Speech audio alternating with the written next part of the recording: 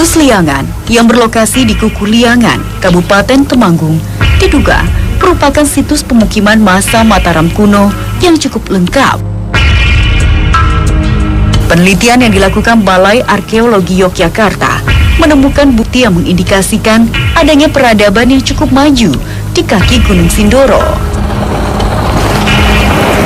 Meskipun situs Liangan ini berada jauh dari pusat-pusat kerajaan Mataram kuno, akan tetapi situs ini memiliki komponen yang sangat lengkap dan sudah menunjukkan peradaban yang maju. Komponen tersebut meliputi aspek hunian, peribadatan, serta pertanian yang tidak dimiliki oleh situs lainnya.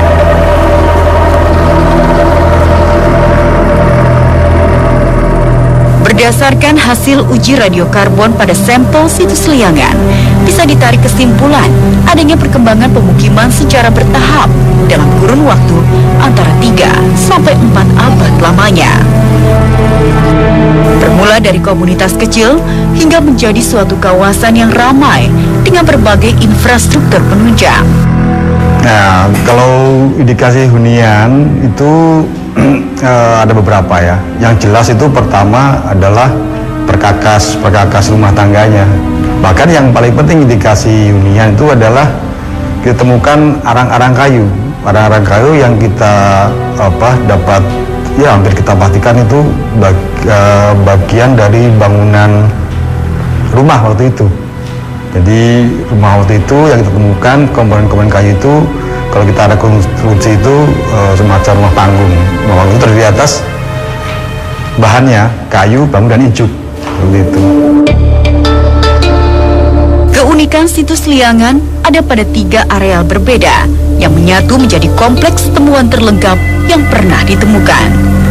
Lokasi paling bawah adalah kawasan hunian. Sebelah tengah merupakan tempat peribadatan berupa candi, dan daerah paling atas merupakan areal pertanian. Sisa pemukiman terdeteksi dari temuan arang kayu, bambu, dan ijuk. Sementara di kawasan pertanian ditemukan sisa-sisa kelapa dan padi. Semuanya terawetkan oleh lahar panas letusan Gunung Sindoro di masa lalu. Di Liangan itu tidak bisa kita analogikan dengan candi-candi yang lain gitu.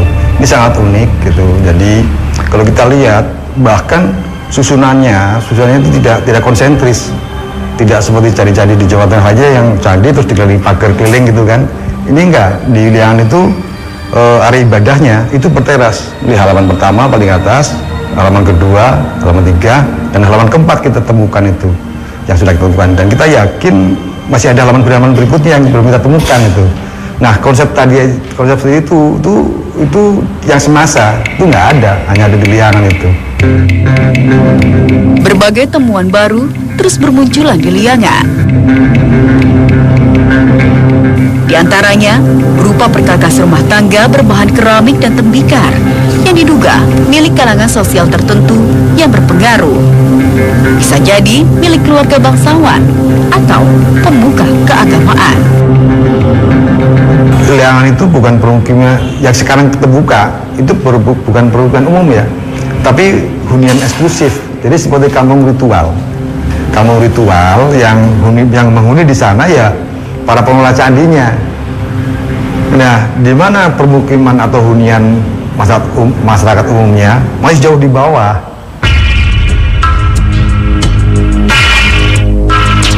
Temuan awal di tahun 2008 yang berupa yoni, arca, dan batu candi memang mengindikasikan adanya komplek peribadatan yang cukup besar. Hal ini terbukti dengan adanya 5 buah candi hasil peninggalan lanjutan yang berjejer dalam satu teras.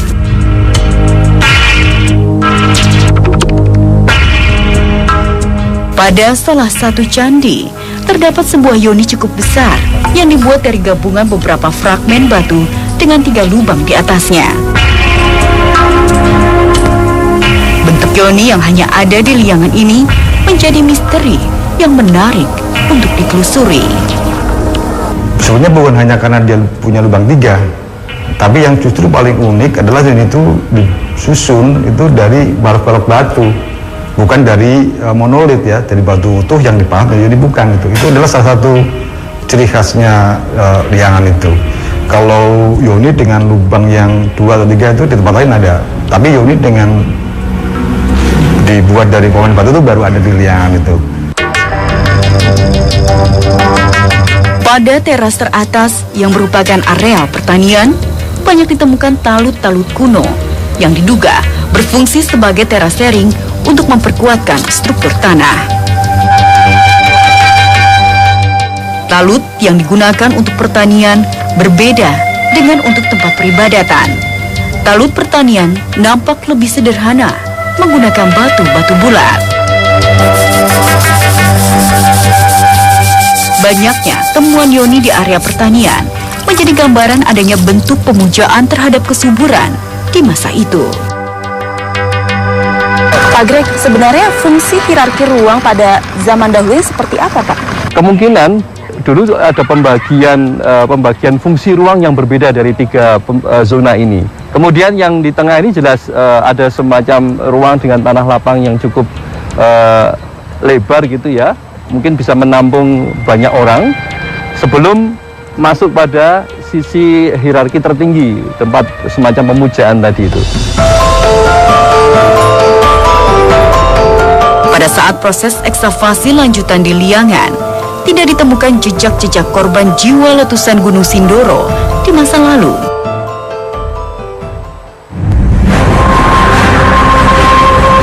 Kuat dugaan bahwa para penduduk yang tinggal di kawasan Liangan sudah mengungsi ke tempat aman sebelum erupsi Sindoro menimbun permukiman mereka. Ada indikasi bahwa Sindoro itu selalu bergeliat gitu. Jadi kalau kita perhatikan tuh bangunan-bangunan di Liangan itu ada kerusakan-kerusakan kecil yang diperbaiki waktu itu. Seperti pagar candi ya, ada komponen yang harusnya di atas, dia taruh di bawah. Terus ada talut yang tadinya dengan batu karena rusak ditambal dengan boulder. Artinya pernah rusak, itu. Dan itu kita bisa kembangkan, artinya kemampuan empirik mereka membaca geliat Sindoro itu sudah sangat jitu itu loh. Kapan mereka harus lari, kapan mereka bisa bertahan, seperti itu.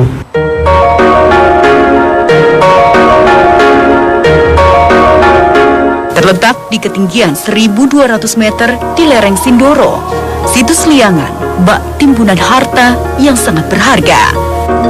Misteri peradaban masa Mataram kuno bisa jadi akan terjawab di sana. Tetap di titik peradaban.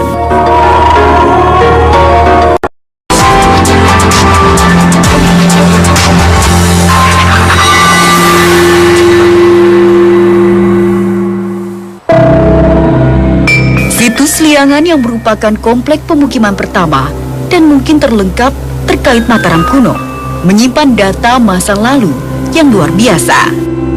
Keahlian pertukangannya sangat maju, nampak jelas pada temuan talut berpola simetris dengan pahatan yang begitu halus. Ya, sebelah sini.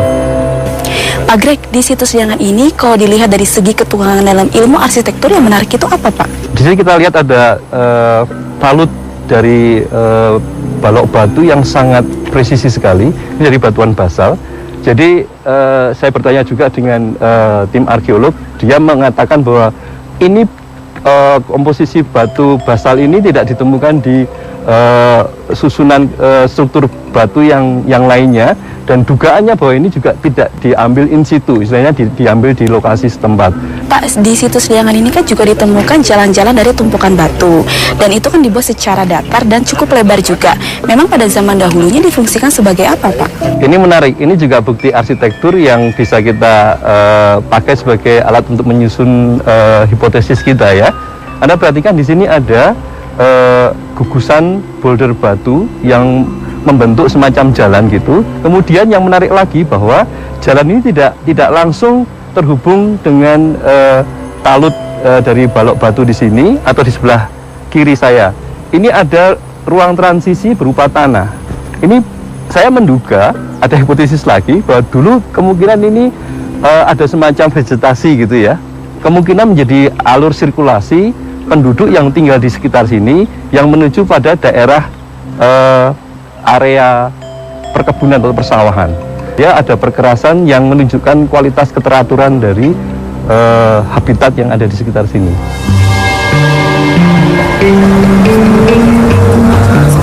Berdasarkan penelitian lanjutan usia bambu kuno yang ditemukan, para ahli arkeologi berpendapat situs Liangan jauh lebih tua dari dugaan sebelumnya. Usianya sekitar abad ke-6, jauh sebelum Borobudur dibangun. Jika melihat lapisan demi lapisan pola pemukiman di situs Liangan, seolah menunjukkan bahwa peradaban di sana sudah berkembang sejak zaman megalitikum. Seperti kita gambarkan tuh prosesnya itu sebelum lu datang di situ sudah ada permukiman, ya permukiman, tapi dengan latar belakang Hindu ya. Mungkin mereka sudah punya budaya berundak seperti itu kan. Bahkan kita temukan arca prahindunya kita temukan juga. Itu. Nah kemudian masa berikutnya ketika unsur-unsur peradaban India datang ke Indonesia, permukiman Prahindu itu tersentuh juga, tapi tidak langsung menggantikan dari Prahindu ke Hindu. Ada unsur-unsur transisinya gitu, sehingga kemudian berikutnya ketika Mataram kuno jaya ya sekitar abad ke-8 sampai abad ke-10 jaya itu perbukiman itu terus eksis gitu. Jadi memang sangat panjang, paling tidak abad ke-6 sampai abad ke-10 itu ada terus gitu. Peradaban Liangan adalah bukti majunya ilmu pengetahuan dan teknologi secara berkesinambungan. Ekskavasi yang dilakukan sejak tahun 2008 menunjukkan gambaran masyarakat yang berbudaya tinggi dan sudah berinteraksi dengan dunia luar. Kalau dilihat dari pola-pola tersebut, apakah ada indikasi bahwa di situs Liangan ini terjadi peradaban yang berkelanjutan, Pak? Ketika abad ke-10 ada erupsi besar dari Gunung Sindoro yang menenggelamkan situs Liangan ini, beberapa abad kemudian permukiman muncul lagi di sini. Sehingga ini yang menjadi dugaan bahwa ada layer-layer peradaban atau permukiman yang mendiami situs Liangan ini. Kemudian kesimpulan apa Pak yang bisa diambil dari kemegahan situs Liangan ini? Jadi Liangan ini kita sepakati sebagai sebuah laboratorium penelitian yang di dalamnya tersimpan pengetahuan yang perlu kita uraikan dan kita rekonstruksi kembali. Karena ini menjadi semacam evidence, bukti yang sangat valid tentang peradaban kita di masa lalu. Berada di situs Liangan membuka pemahaman saya akan tingginya peradaban warisan nenek moyang kita. Tak sabar rasanya menunggu temuan-temuan baru Liangan yang mungkin menjadi kunci membuka titik peradaban masa Mataram kuno.